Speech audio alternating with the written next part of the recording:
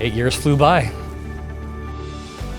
Well, when you win the governor's office in early November, you've got to not only transition a government, find a staff and a team. We had the Arizona-Mexico Commission, and really what it was all about was the relationship with Mexico. And everybody knows that prior to Governor Ducey, that it was a strained relationship, and it had been that way for some time. We had really gone a long ways in restoring this natural relationship.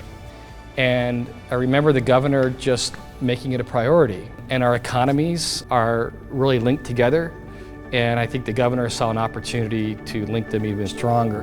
And I really think that's come to fruition. I don't know of any other cross-border organization that has been able to produce that kind of culture as you see with the Arizona-Mexico Commission. What was interesting with Governor Ducey was the time and attention he put into trade, and specifically with the relationship with Mexico.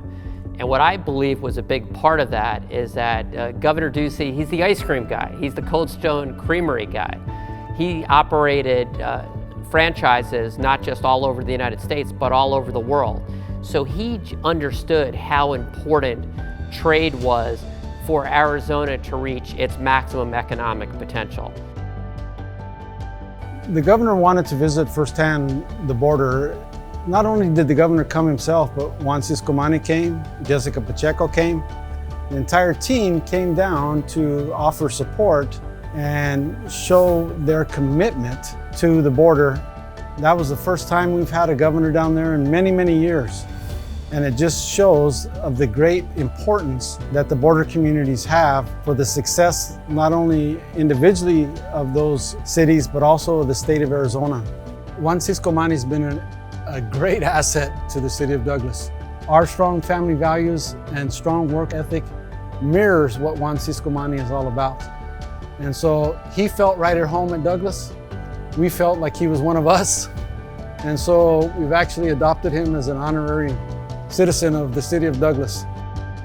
You're only as good as your team, and every leader knows that. Our chair, Jessica Pacheco, has again added and taken things to the next level.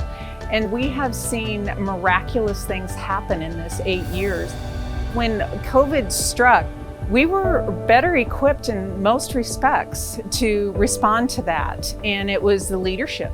It was the leadership of our governor. It was the leadership of the Arizona-Mexico Commission. And so just having those open lines of communication and the relationships established made it very seamless for us to work collaboratively in knowing what our practices were for COVID and what their practices were for COVID. But because of the foresight of our governors and our Arizona-Mexico Commission leadership, those committees were already in place. We didn't know a pandemic was coming. And so it paid off tremendously for Arizona and Mexico to have these existing relationships before the pandemic hit, because it made our transition through the pandemic as good as it could be.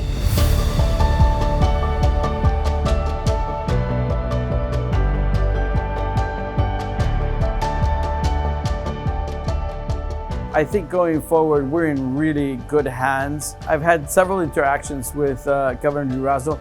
I've been lucky enough to participate with the Arizona Department of Transportation on some of the issues that we've had going on from the previous administration and how that relates to the transportation and what our role is here, where we're focused on where we're going in the future, and we're not worried about the state and the regulations that may be put in place to hinder our growth. It's a combination of lots of different policies that the governor has put in place to make Arizona this attractive. So that to me is something that I've appreciated for these 8 years, and having that great relationship between the state and between our federal partners at the ports of entry is something that's essential and will continue that way going forward. The Arizona-Mexico Commission is the greatest example of that effort. What struck me about Jessica Pacheco and Juan Ciscomani and Governor Ducey is that they focused on a really big ticket item that was critical to the trading relationship with Mexico, and that was the passage of the U.S.-Mexico-Canada Agreement, USMCA. The Arizona-Mexico Commission did more to promote that agreement and to get that agreement over the line than I could argue any entity in the country. The end result is that the USMCA passed with the strongest bipartisan vote of any trade agreement in the history of the United States. That's results. The governor made it clear that his first international trip was going to be to Mexico. And now I look back 8 years later, and that really helped set the stage for taking the relationship to an entirely new level. It is incredible, and it is transformational for the state of Arizona, and it's something the people of Arizona will benefit for generations. Our economy is completely transformed from where it was 8 years ago.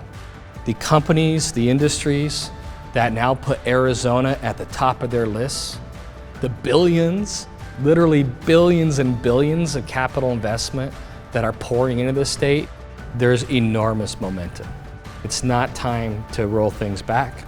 We need to keep moving forward, and that momentum will continue.